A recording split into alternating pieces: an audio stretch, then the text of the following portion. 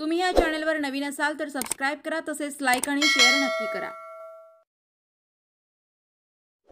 Shivajirao Kalunke sir यांचा अमृत महोत्सव, धनश्री महिला पतसंस्थेचा रौप्य महोत्सव आणि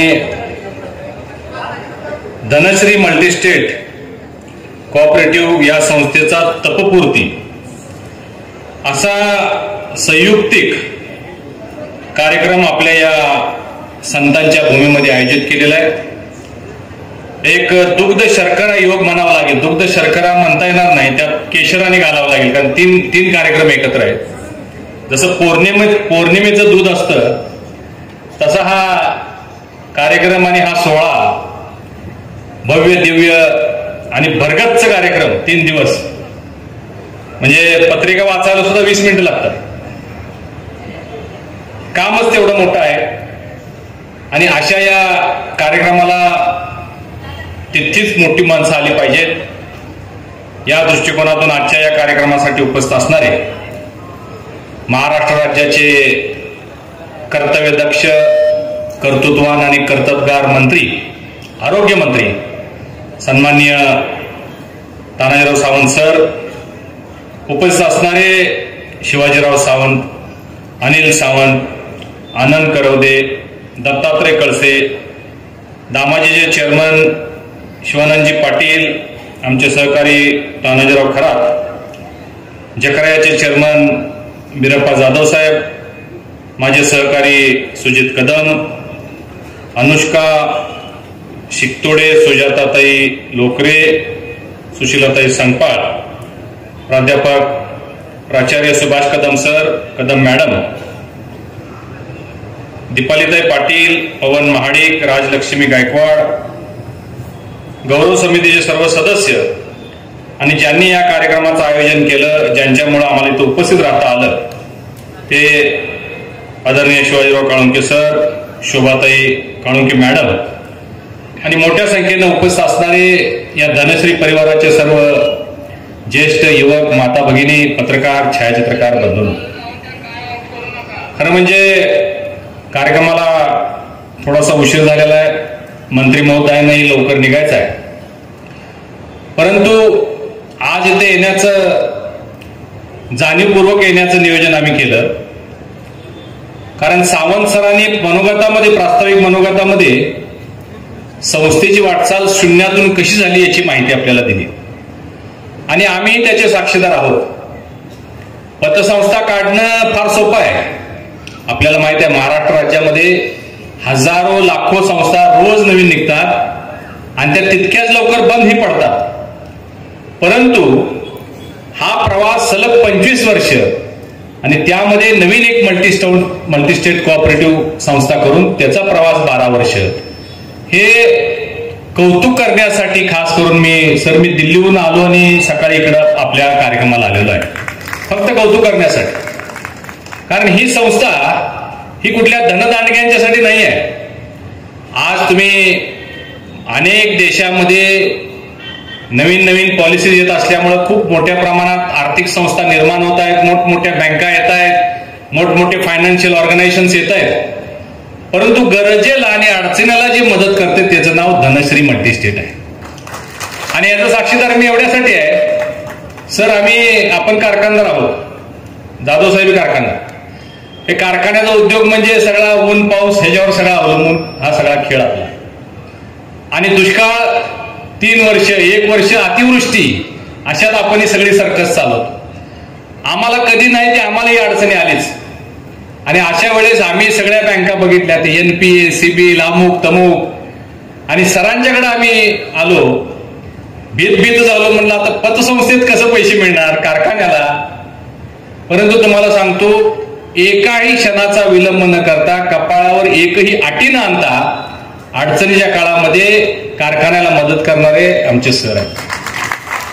आणि मी सांगितलं अडचणीला मदत, इतर वेळेस सगळं भरभरून असल्यावर कोणी मदत करेल, त्यावेळेस एक अडचणीत असणाऱ्या व्यक्तीला पुशअप स्टार्ट द्यावा लागतो, ते काम ही संस्था करते आणि म्हणून मी कौतुक करण्यासाठी उभा आहे। शून्यातून हे सगळं निर्माण केलं आज त्यांच्या ठेवी जवळजवळ 1500-1600 कोटी रुपयाची ठेवी आहे.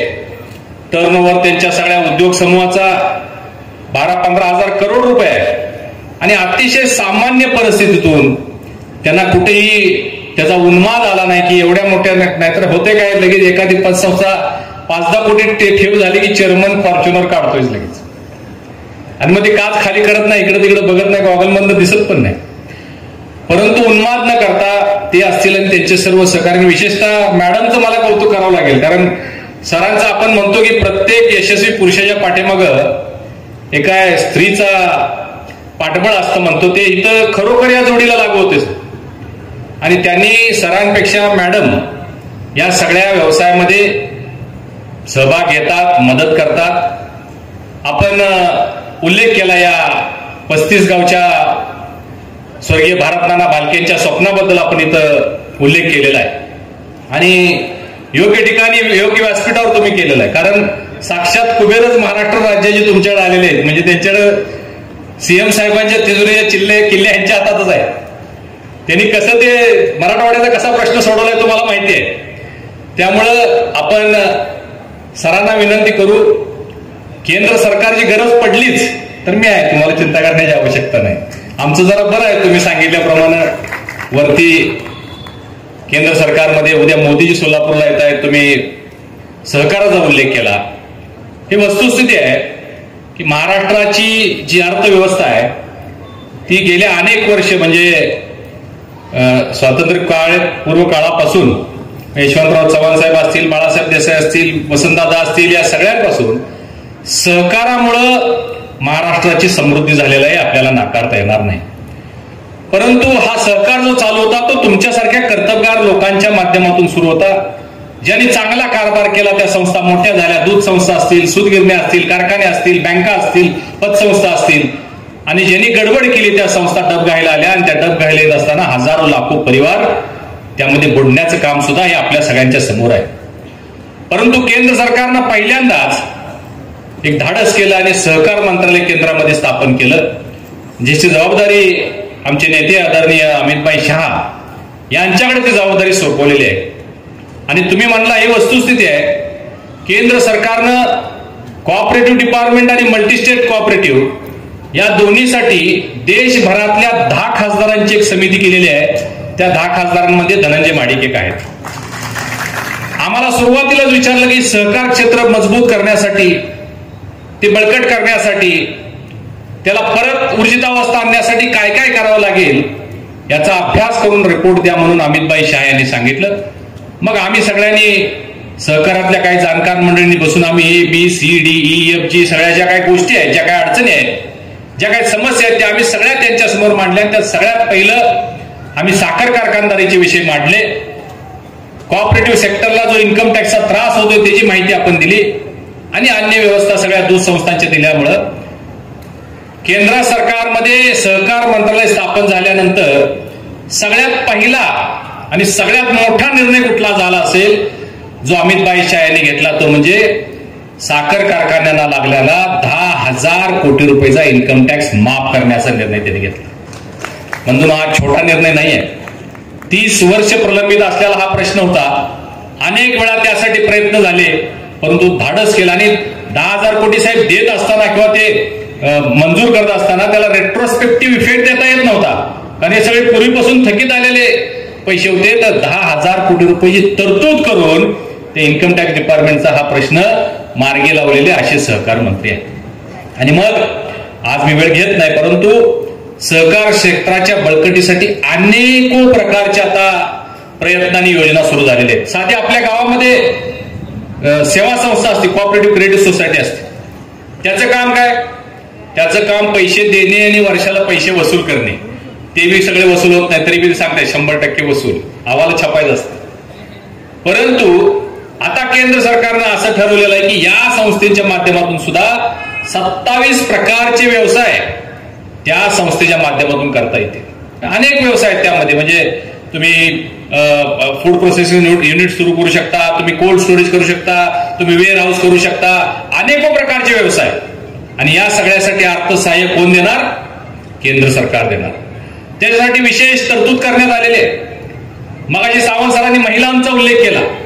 हे मोदी सरकार महिलांच्या स्वावलंबनासाठी, महिलांच्या सुरक्षेसाठी, महिलांच्या समृद्धीसाठी प्रचंड मोठ्या प्रमाणावर काम करत आहेत. त्याची परिस्थिती आपल्याला आलेली आहे. अगदी एखादी महिला गरोदर असते, म्हणजे सर जास्त सांगतील त्या बाबतीत, म्हणजे गर्भात असणाऱ्या मुलापासून सरकारी योजना सुरू होतात. मातृवंदना योजना आहे, जर मुलगी झाली तर सुकन्या समृद्धी योजना आहे, शिक्षणासाठी मदत केली जाते. परदेशात शिक्षणाला गेली तर राज्य सरकार मदत करतं. त्यांच्यासाठी नोकरीसाठी PMEGP, प्रधानमंत्री एम्प्लॉयमेंट गॅरंटी प्रोग्राम. आणि आता हे सगळं करत असताना महिला बचत गट सक्षम करण्यासाठी जी पूर्वी 2014च्या पूर्वी बचत गटांना जे सरकारचं लोन देण्याचं धोरण होतं, कर्ज देण्याचं धोरण होतं, ते 10,000 रुपये होतं. ते उद्दिष्ट वाढवून आता 20 लाख रुपये करण्यात आलेलं आहे. 20 लाख महिला बचत गटांना 20 लाख रुपये आता मिळू शकतात. तर यामधून तुम्ही विचार करू शकता, आमच्या जिल्ह्यामध्ये साहेब, कोल्हापूर जिल्ह्यामध्ये प्रचंड मोठी चळवळ सुरू झालेली आहे.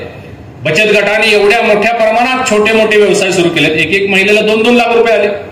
अनेको प्रकारचे व्यवसाय, कोण घरामध्ये नीळ बनवतंय, फिनाईल बनवतायत, वॉशिंग पावडर बनवतायत, मसाले बनवतायत, पापड बनवतायत, कुणी ते खताचे प्रकल्प सुरू केलेत, कुणी पिठाची गिरण सुरू केली. आणि घर बसल्या महिलांना हा समृद्धीचा मार्ग निर्माण करून दिलेला आहे मोदी सरकारने.